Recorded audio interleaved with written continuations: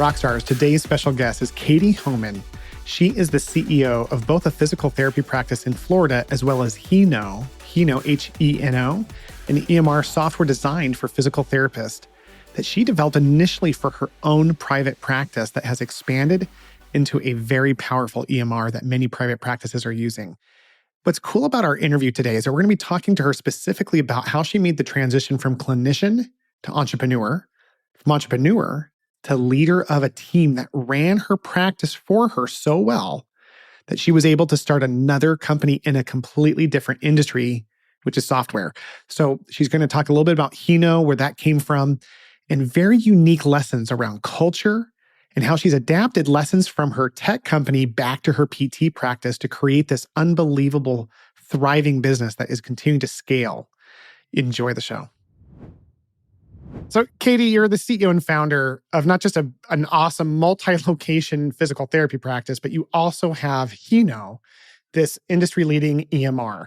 How are you able to balance those two things and a family? It just seems absolutely beyond my imagination. You know what's funny is the family part is the harder of it. Really? I guess that makes sense because it's like the most valuable, most important aspect. Sure. Absolutely. And I have middle school boys. So what are they doing? Constant activities and driving here and there. And so that's the most challenging part of it. I feel How old are your boys? 11 and 13.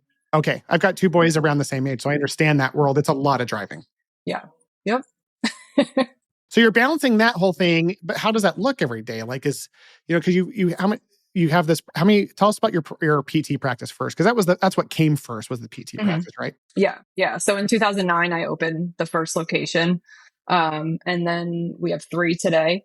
They're all within like 10 miles of each other. We're kind of like a nice little triangle to the west of Orlando. Day to day, I try to get to every office once a week. Even if it's just for a short period of time, but then things change, right? Your day could totally go not as planned. So like this morning I was in one office and this afternoon I'm in another. But I typically will work at home 2 to 3 days a week. Amazing. Mm-hmm. Are those days more Heno focused? Not necessarily. I just find that I have way less interruptions. And I have, a better setup. Like I feel like the setup and place that I work in the offices is kind of like transient. Like, anyone could just sit down and plug into the monitor there. So it's not, I don't know. I'm not as efficient, I guess, when I'm in the office. Well, that's amazing. So talk about leadership structure that you currently have. So do you have clinical directors and then how is Heno structured? Yeah. So in the practice, I have clinical directors. I don't have one yet for the new office. I'm kind of waiting until that grows a little bit more to bring in somebody for that. But I have clinical directors. I also have a chief operations officer who's been with me since the day I opened in 2009. And so he oversees the clinical directors and the office manager. And then it kind of trickles down from there. Amazing. So, okay, I think this is great because today's episode, obviously our focus is always on helping people understand how to build their network. That's the real value. But then there's these leadership concepts that we're constantly addressing. And one of the things that you've done that isn't as common is layers of leadership in 2 different industries. EMR is not physical therapy. That's not healthcare. That is a tech company. That is a different. So it's like there's an overlap, of course, in how they serve. But for you, I just wonder, how is Heno structured in terms of leadership?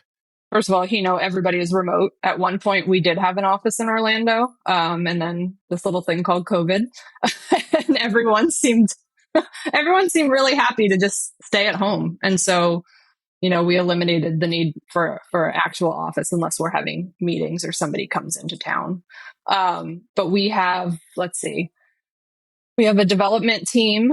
We have a billing and RCM team. We have a customer support team. We have an onboarding team. And then we have like a product development team. So we have a manager for each level. Oh, and sales, of course. And is there someone overseeing that or is that you? No. My husband oversees all of those managers. I'm involved. So I'm in the meetings and, brainstorming and that kind of thing, but I don't oversee the day-to-day as far as that goes. Rockstar is what Katie's talking about here is one of these products that come from after we have a lot put in place in terms of systems and structure. At the end of the day, Katie couldn't do what she's doing if she didn't have great leaders at every location. And truly, I'm willing to bet that as busy as you are, there's a lot of people with one location who are so much busier because they're treating like 80 hours a week and they're trying to like hire and all these things. And they look at someone like you and they go, there's no way I'll ever get to where Katie's at. So how did you learn? Like, what was your path of figuring out leadership concepts and learning how to bring on the right people and train them up correctly so that they can take care of it so that you can move on to other things? Well, I think it is a really difficult transition to make from being in patient care and you're like, I'm generating revenue. So not only the factor of like, I love patients, I love interacting with people, I love, seeing the difference from when they walk in to when they leave. But it's also like the financial aspect is a huge thing for PT, right? Because our margins are pretty tight because we're not in too much control of them. I think that probably started with me with really putting trust and faith into coaches that I had, business coaches. And just getting that perspective of like, I know you think in the short term, you're not going to, there's not going to be the money there to be able to do that. But I listened to them and I was able to, find people that really could carry on processes and procedures, treat patients the way I wanted to be treated and just really run with it. That's amazing. And, especially, as you were growing this company, at what stage did you start thinking about creating Heno? Tell me about the birth of Heno. So I would say probably a year in to having a practice. So my husband's a software developer. He's worked for Oracle for 18 years. He worked with Oracle when he was in the Air Force. He is a genius on computers. Don't tell him I said that. We don't want to get the ego too big. We want to make sure we keep it nice and humble. I get it. Yes, yes. But no, I mean, just seeing the little projects he was doing at work, I was kind of like, okay, well, I'm using this and this and this, and I'm paying, even if it was cheap, even if it was $20 a month, $30 a month, the more systems you have, the more expensive that becomes fast, but not only with the cost you're paying them, but with the cost of my time. And it was just taking forever. So I had, I was like, we're using this little rinky dink thing that costs $20 a month that basically sends your plan of care to the doctors. Can you write this so that we're not having to do this or manually fax anything? And so it just kind of morphed into, honey, this is what I need. Can you build it? Okay. So very interesting. So he starts building this out. At what point did you start like recognizing it was a business? At conferences. So going to conferences, talking with my peers, and that was always a hot topic. I mean, this was 2013. There wasn't that much out there at the time, except for, the big guys. And a lot of our peers were like, well, what are you using? And then we'd tell them and kind of show them. And they're like, well, I want to use that. And we're like, well, we can't. I'm just using it for us. It's a personalized system we created. Yeah. Interesting. How many years did you guys have that internally before you started to sell it to others? So we went to market basically 2017. So a number of years. But I mean, like I said in the beginning, it was like little components, and then it just kind of built more and more. So then it ended up being able to do everything I could possibly need. Wow, that's amazing. Well, one of the reasons I'm excited to have you on the call was because I'd heard so much amazing feedback regarding Heno and what you guys are doing. And but I think there's so much to be said about the leadership journey that you've been on, because there's a lot that has had to happen in your world in order for you to start Heno. And, it's interesting because you still have your PT practice. I'm guessing at some point someone probably pushed on you to be like, why don't you sell that and just focus on Heno and all these things? So what has led to your decision to grow these two separate businesses side by side? I think there's a few different things. So first of all, I love my staff here. Like, honestly, I could work at home 5 days a week and get just, be as effective with being able to run and manage things at the clinics. But I like seeing them. Like, I like interacting with everybody. It's just a lot of fun. Even when you have turnover and your staff changes, as stressful as that is as an owner, I still, I love the camaraderie and the culture that we've built. So that kind of brings me here. So amazing. The people, when I had 5 locations at one point and I sold my practice, Katie, it was such a surprise to me that the thing I missed the most was that amazing dream team that finally came together. And that came after years of not knowing how to be a leader or hiring the wrong people. So when I finally got to that point, it was such an amazing thing that I understand it. I've talked to many people who've sold their businesses. Once you get to that dream team, there's a real argument to never selling ever. Because at the end of the day, your daily activities are based on how you feel, and your joy is comprised of how you feel around the people you're with. So if you have great people that you love and they love you and you're out there helping each other grow, I mean, unless you're selling for $1 billion, even then people like sell that and they go miserable because they don't get that human interaction driving a purpose. Right, So I right. think Absolutely. that's really neat. So what is it? How did you find your amazing team? Like, what was it that happened in your world to build this dream team over at and what's your PT practice called? Home and rehab and Home sports and therapy. Easy to Mhm. remember. Okay, so home and rehab. So rehab. So yeah, how did you find these wonderful people? I would say the majority of our therapists are people we've known. So either they were students in our practice, did rotations with us, or they actually, one of them, our clinic manager, is the husband of a student that we had. So it's a lot of it has been word of mouth lately, which has been awesome. Oh, that's really cool. Just word of mouth. Mhm. Well, so again, it sounds like the way that you handle these two separate companies is by having leadership established in both. Yeah. Is there anything else you would tell people about tips or tricks that have helped you manage this much on your plate? Is there anything else that you leverage? Well, certainly having a leadership team, I'm delegating. Like, I don't, we have leadership meetings every single week for all the locations, and I sit in most of them, but I am not really an active participant. I let them collaborate. I let them, go over the agenda. They're doing everything. Um, and I lean on them to be able to do that. I feel like it gives them more authority, autonomy, and I think the biggest thing is like you have to not be afraid that they're going to make a mistake or not do something that you would do if it was you running it.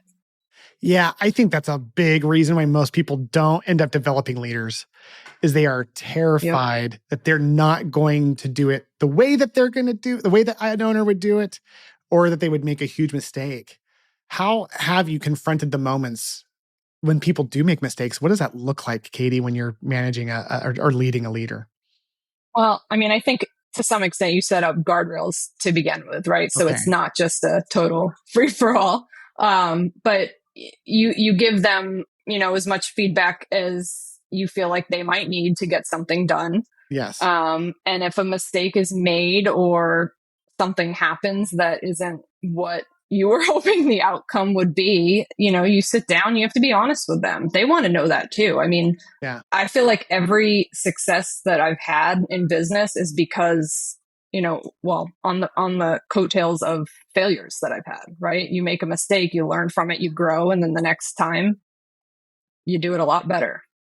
I love the guardrail thing. Like, you don't just, it's not like a free for all. You help determine guardrails in some way. I had a coach mentor of mine. He was running this hospital group in Arizona, so a very large company. And he had a very key leader make a mistake that cost him over $1 million. And I'll never forget this. He said, I pulled the leader aside, put my arm around him, and I said, you are worth every dollar of that loss because I know you are going to learn from that and do so much better with it. And I remember asking him, I said, no, come on. How come that wasn't a moment where how do you know between that and firing him? Because at a certain point, like, people can obviously not be a good fit if they're costing you a lot of money. And he said, well, he goes, this was a guy that I already knew was really good in a lot of areas. He'd already proven himself in multiple ways. This was the project I put him on was a growth project and it was me learning how to lead him in that project. And he did the best he could with what he had. He goes, that was the difference, is the effort. I love that you have such a nurturing culture in your company where you're letting leaders make mistakes in order to learn. I'm guessing that it must help create trust in your organization as well. Oh, 100%. I mean, if you take a step back and you think about it, you hire a PT. you're not sitting in every eval and every treatment and micromanaging how they're treating a patient. They're going to make mistakes with that patient too, especially if you hire a new grad. They have to figure out their flow. They have to figure out, how to resonate with so many different personalities of patients. They may cost you a few patients, but are you going to fire them because of it? No, ideally you're going to go in and sit down with them and be like, okay, look, this is the feedback I got from this patient. Let's make this into a learning experience here, and let's try to avoid that from happening again. What can we do to prevent that? Yes. And I would say I love that you have that open discussion and dialogue. It sounds like that happens after the connection is made with your team. I have a question for you. A lot of times when we develop leaders and we have these strong connections with them, I've heard this phrase once, friendly but not friends. Does that ring true for you, or is that something is that not true for how you operate with your leaders? Are you close, like personally, and you're good personal friends, or like are there any boundaries? I'm just curious about what that looks like. I would say if anyone on my team needed something, I would drop whatever I was doing to go help them. But with that being said, do we hang out on the weekends and they're, as close as people that I don't work with? No, they're not. But I would do anything for them. And I would like to think they would do the same for me if there was, the time arose. I'm so glad to hear you say that. As you and I get to know each other more too, like in my own PT practice and now with my other company, I have learned that it's not less meaningful to keep boundaries in place around the employee relationships. I think if anything, it creates more of a successful, safe environment, because I used to make the mistake, Katie, like the first people I hired, I'm like, well, I've got to be a good boss and they've all got to be my best friends. And inherently everyone's rolling their eyes going, yeah, that's a dumb thing to do. But I honestly didn't know anything else. But what I got right was the connection part. What I didn't get right was the boundaries part. And so like when my best friends would show up late and I'd be like, hey, you're late. They'd go, oh, whatever, Will, And then we'd all hang out on the weekends, and then corrections became personal. So I was surprised when I built my leadership team that was running my PT practice for me the way yours is doing for you. And we would take a bullet for each other, at least a non-lethal bullet. And we weren't hanging out on the weekends. It was like 95% of our discussions was work related, but that didn't make it less personal to me. It's just that our personal worlds had a boundary. And it sounds like you guys have navigated that beautifully. You guys love and care for each other. And it's when you're in there, you're serving the greater good of what benefits everybody, which is that company. Well, I think my background at the hospital, I was in one of the driving forces to leave and go out on my own was the terrible culture in the hospital outpatient that I was in. I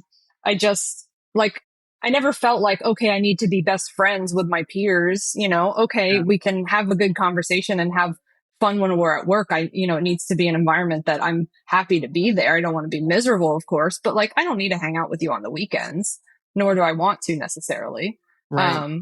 But as long as we've got each other's back while we're there and the patient is at the forefront of what we're doing, then that's all there really needs to be. Yeah, because there's something so special about having a relationship you can trust. Trust is the foundational element of all these, stories that we're telling, because you trust that they're going to get the job done. Even if they're going to make a mistake, you trust because of the boundaries you put in place that it will be worth it for everyone. They trust you to make sure that you are committed to the future and that you're not going to sell because you do trust them. It's a symbiotic relationship that is a magic formula for success, clearly, as you've opened your third location. I wouldn't have opened a third location if I didn't trust and know that they had my back, because I physically can't do that all on my own. Hey, rock stars, are you having a challenging time recruiting, retaining, or training your people? Then man, am I excited to tell you about the Rockstar Summit. Guys, this is my personal event that we are launching on March 1st and 2nd. It is going to be 2 full days of nothing but workshops on how to solve recruiting, training, and retaining problems. It's very heavy on the recruiting side.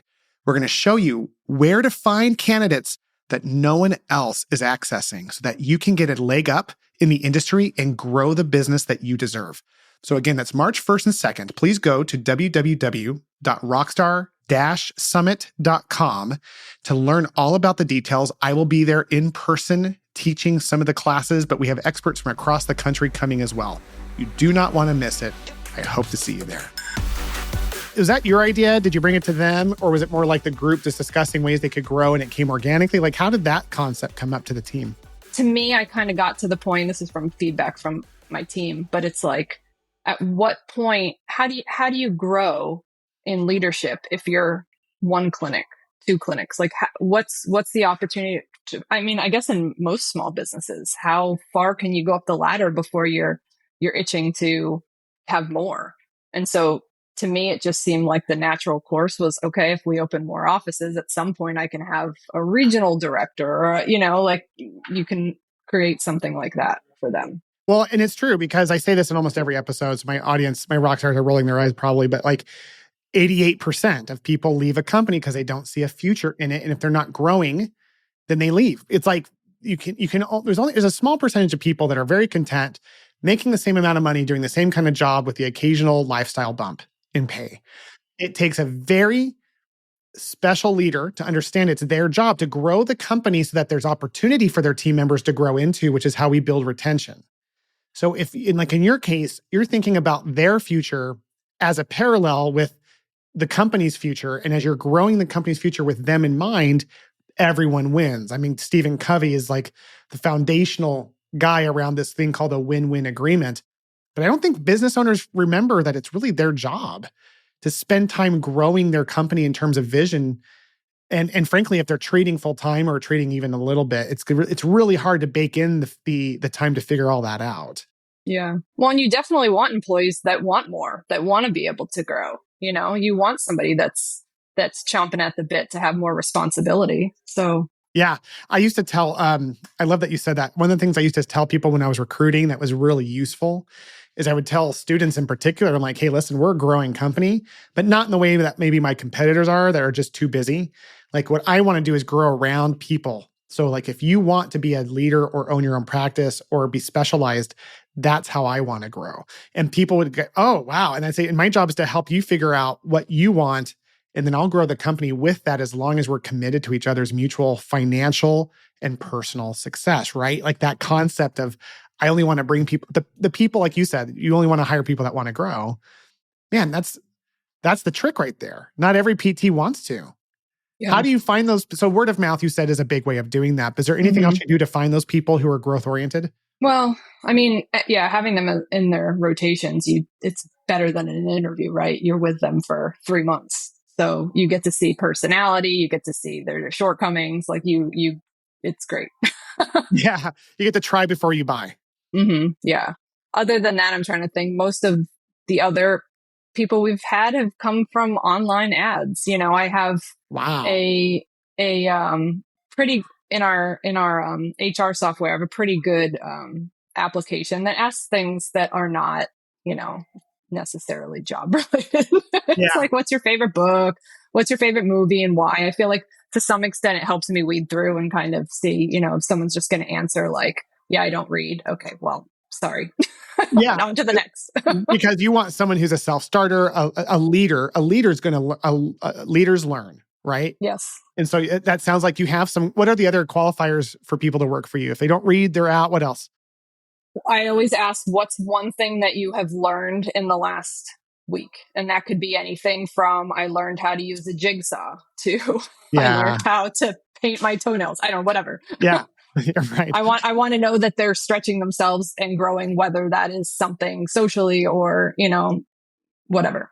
Oh, that's cool. So this really is kind of like a thread that we're pulling on together in this conversation is that you look for people specifically who are looking to grow. Obviously, rock stars hang out with rock stars. In-house referrals are always great if they're a great team, which you have. But then you qualify them, especially when they're coming from online. And again, that's from a software that you built, or is that like Indeed, or how? I mean, we've been successful with Indeed in the past, but I feel like lately it's kind of meh. But the software company that we use has a whole, recruiting aspect to it where it posts to all different platforms. Monster, so Indeed, all the above. LinkedIn, yeah. Can you promote them? Like, just because I know a lot of people listening are like, who is that? It's Gusto. I think a lot of people use that. So I use Gusto for 2 of my companies, and I love it. So we get nothing out of saying that, team. So if you're looking for a really robust payroll software. I love Gusto. I think it's phenomenal. I have never used their recruiting functions though. You know, it's funny. I posted. I just wanted to gauge for the new office PTA, to see what what was out in that area, and so I posted on Indeed for a little while. Got nothing, paying for it, and then I posted it through Gusto, and part of it goes to Indeed, but I did it completely free, and I got 3 applicants, and I'm like, what? You're kidding me. Yeah. Oh my gosh. So everyone who's listening to this, who's using Gusto, start using it for your recruiting software. Because when you said I get some leads from posting, as you know, on the side, I do this like coaching company that helps PTs hire. I always tell them, listen, you've got to have a really powerful job ad because it's kind of a summary for everything that you're doing in the job and people are going to reference it, but it's not a good lead generator. But when you said, yeah, I get some leads from my job ad, I'm like, whoa. So I've never worked with Gusto before. That's a really hot lead. Thank you for sharing that. And it makes it easy. So when you're going, you can set certain people. So if like the clinical director for the office we're hiring will be on the the hiring team. So you can put certain people in as the hiring team. They see when resumes are coming through, they can go in, they can make notes. They can, if that person is hired, you can like move them up in the process as they're progressing. So it just kind of streamlines it. Yeah, I've been very happy with it, and they're very affordable as well. I guess, I mean, my goodness, for you to get those 3 leads to the PTAs, when you got nothing from Indeed. Indeed, for me, has been the gold standard. LinkedIn's starting to take over a lot of that area as well. But I wonder where Gusto got that, if that was like LinkedIn or some other software, but it doesn't matter because Gusto does it all. So you don't have to think about it. Yeah. Oh my gosh. So how does this all translate over into I like kind of going from like, Hohman physical therapy and rehab over to the Heno side of things. So what has that journey been like? Is it similar in terms of finding people? Do you ask the same questions? What does that look like in terms of finding leaders and talent and growing them in there? How are they similar and how is that different from Hohman physical therapy? We obviously have a bigger pool to be able to pull from since the company's fully remote. I'm not trying to find somebody in Central Florida to come into an office. So that certainly changes it. That helps a ton. I feel like you can get the best of the best because they may live in, Phoenix, Arizona, even though, the rest of their team lives in Texas. I mean, that's definitely an advantage. I'm sure. And so how many employees do you guys have at Heno? 50 maybe. Amazing. So you're probably all over the country. Oh yeah. Yeah. We're like 20 states or something like that. And so how do you develop culture in that environment when you have 50 people across, the country? How does culture get grown when everyone doesn't you go into the office for a reason. You go in there even though it's less convenient because you get fed by the culture and you feed into the culture. How do you do that remotely? Yeah, that is a challenge. So being a software company, I kind of lean to other software companies to fill the gaps of things that we need. And I met these 2 great guys in Salt Lake City, and they have a little company called Nectar. Have you heard of that? I have heard of Nectar. By the way, you don't have to have a software company for Nectar. You could use Nectar inside a service company like your PT practice, right? Yeah, that's what I'm saying. I use it for both actually. You do? We started using it for Heno, and I was like, this is awesome. Yes, I've never used it myself, but I almost did once. I don't know why I didn't, but my friends who use it love Nectar, like straight up love it. So I love it as an owner because I don't know what's going on with everybody and all the great things that the team is doing. And so let me give you kind of a breakdown. But talk about it. Yeah. You put in all your core values, your mission statement, all of that. And then basically employees can go on the platform and give shout outs to other team members as it pertains to a core value, right? So far, let's say our core value is customer focused. So, Amy can go out and say, hey, Tina, thank you so much for jumping on that call at the last minute to solve the issue with blah, blah, blah, blah. I'm going to give you 20 Nectar points. They can attach like cute emojis and GIFs and like all that stuff. So it makes it fun. And then the employees can take those points and they can buy pretty much anything on Amazon. They can get gift cards. They can donate it to a charity. They can get company swag. And they use all those points for that. That is so So it's, cool. So they get to choose what they want, and it becomes mhm, like, it reminds me of a kid. I remember going to the school fair and like running around and like generating tokens by participating in different things and then using those tokens to go buy books or stuffed animals and that kind of stuff. And what was cool about it was that it gamified it for me. mhm, And it sounds like that what it does for your team. It sounds like it gamifies it for them. And then they have all this like, oh, what am I gonna buy? They have all these things. They spend yep, every minute they spend kind of researching on Amazon or looking at company swag is a second that they're enjoying being a part of your team, it sounds like. yeah, for sure. And I do a few other things. So like during our onboarding for new hires, I have you ever gotten a sheet when your kid goes to like elementary school and it's like my teacher's favorite things and it's like my favorite scent is lavender, my Yeah. favorite color is yellow, my favorite restaurant is this, right? So you know how to gift them when you're the parent, Yeah, like totally. showing appreciation.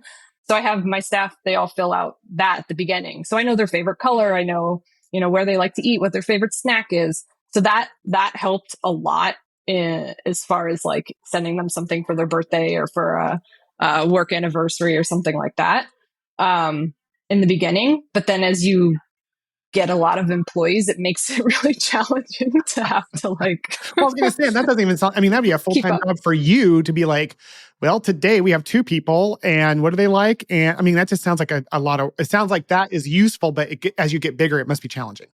Yes, it is. But I also love that's kind of how I keep things so personal with Uh, everybody as well. So I did set something up on Nectar for birthdays and anniversaries. So they do get, $100 or something for their birthday, whatever it is.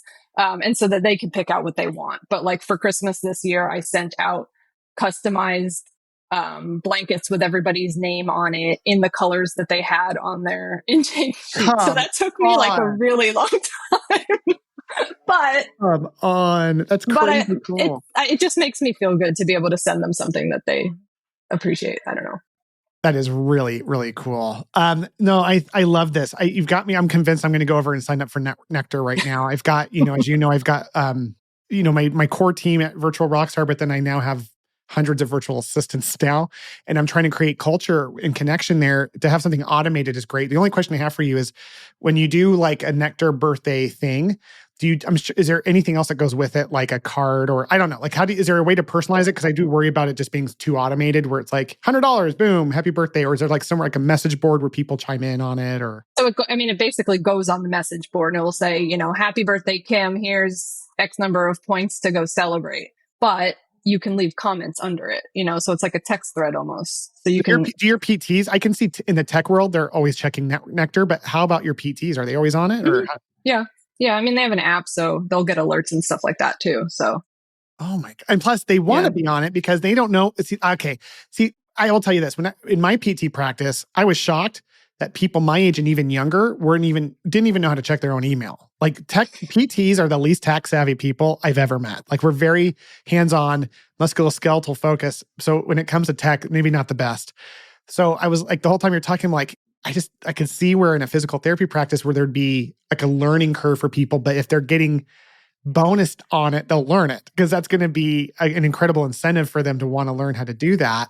So then, Katie, how do you manage like the Nectar side of things versus like production bonuses? Like, how I'm sure you do some production bonuses as well. Like, I don't know. It's just, it seemed to me like there could be confusion for people listening. Like, when do you use this? When do you use that kind of thing? So Nectar is limited per month. So each employee gets a certain amount of points that they can dole out per month, and it's not a lot. I mean, it might be 100 points, which is worth $10. Oh, I see. So it's not a lot. I mean, you can regulate what you want that to be, and then managers get more. So it's just whatever you set it up to be. Um, and I then as far as like production bonuses and stuff, that's where my managers are the ones that are um, keeping track of all of that. And that's submitted in a different way through payroll. That makes a lot of sense. So production bonuses are for production, cultural elements are Nectar. Mm-hmm. Yeah. Wow. And then you're still there. So no wonder people love working at your physical therapy practice. That's really cool that you have all those elements baked in and all that. So what's your vision? I would love to hear, like, what do you see long-term for both businesses? Like, what do you see, down the road? Any BHAGs that you have, any ideas of what you want to create? With the clinics, I do want to continue to open as long as I have a team that's wanting to be at the helm and help get things going, then I'll just continue to open more locations in areas that are needed. As far as the software company, um, it's so interesting because I don't feel like we're a standard typical software company because we started out and we ran things the way that we knew, which was opening a practice, right? So we didn't take outside investment. We didn't, we bootstrapped it from the very beginning and still have to this day. Wow.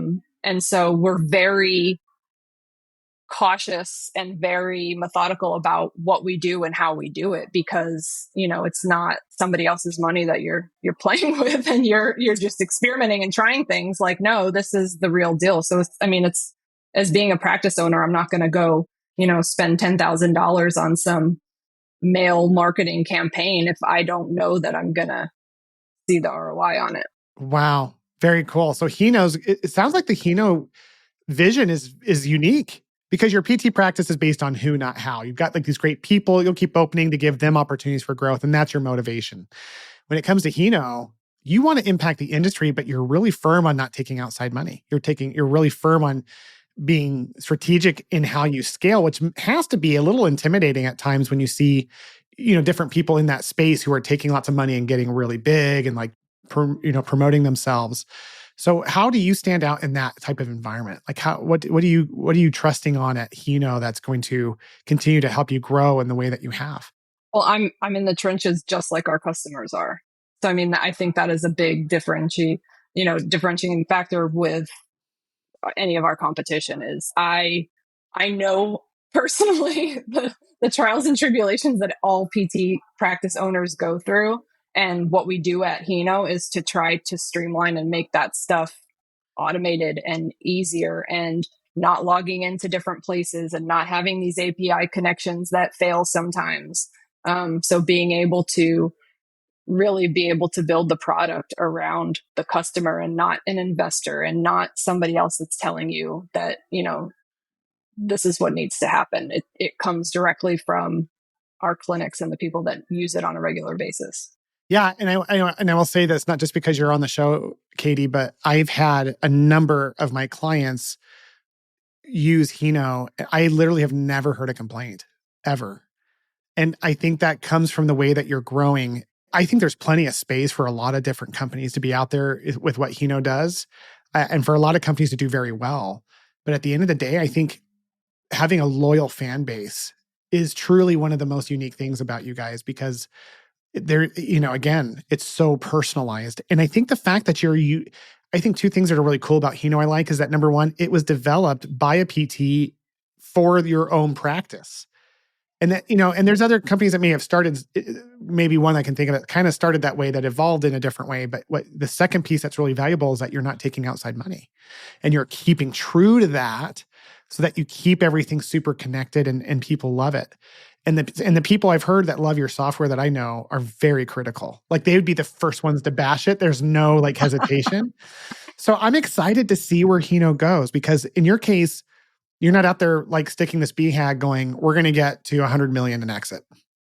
What you're saying is we are going to continue to listen to our customers and create this around them. It's kind of the way you're doing your PT practice. I think your growth strategy is like a concept of who, not how, what's needed and wanted and building on that.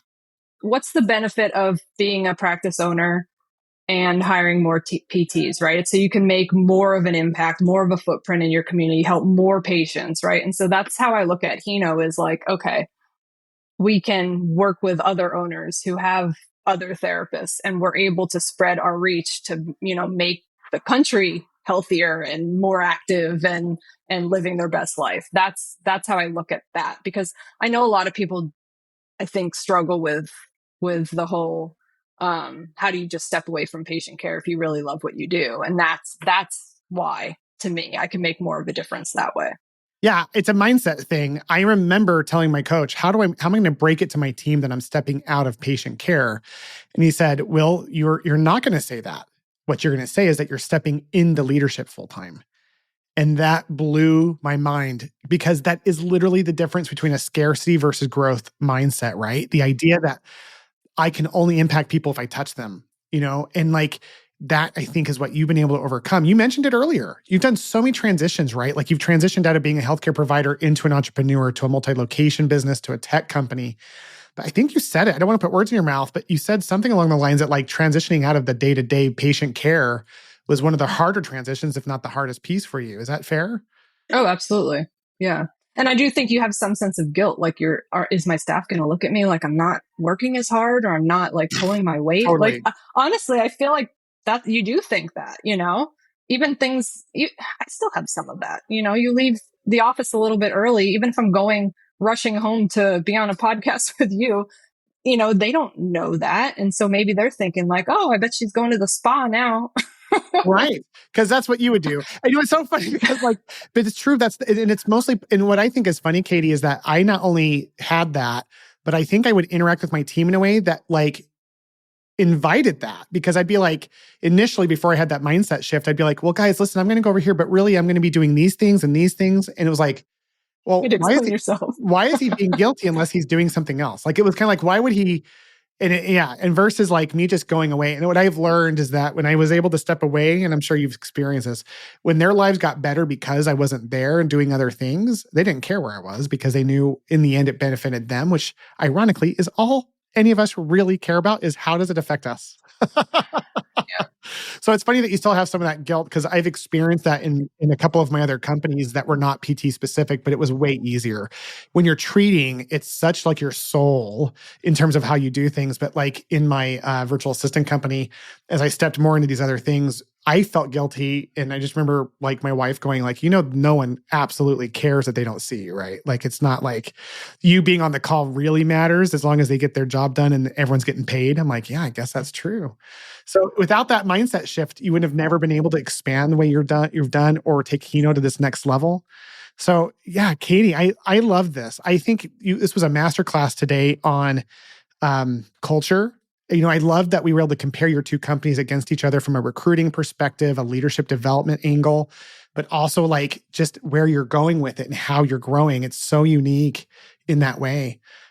So yeah, any parting thoughts from you on what you would like to see in the industry change, or how you want to help change the industry?